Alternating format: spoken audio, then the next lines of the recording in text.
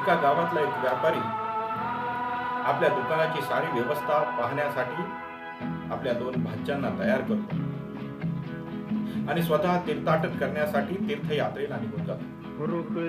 भाचे तरुण असतात, दुकान अतिशय चांगल्या पद्धतीने सांभाळण्याचा प्रयत्न करतात आणि दुर्दैवाने एक दिवस एका विजेच्या तारेमुळे दुकानाला आग लागते. सारं साहित्य आगीच्या भक्षस्थानी पडून जळून जातं. दोघेही नाराज होतात, दुःखी होतात. आपल्या मामाला काय उत्तर द्यावं या विवंचनेत दोघेही असतात. काही कालावधीनंतर मामा तीर्थयात्रेवरून परत येतात. आनंदाने प्रसाद आपल्या भाच्यांना द्यायला लागतात. अनुभव कथन करायला लागतात. भाचे मात्र शांत असतात.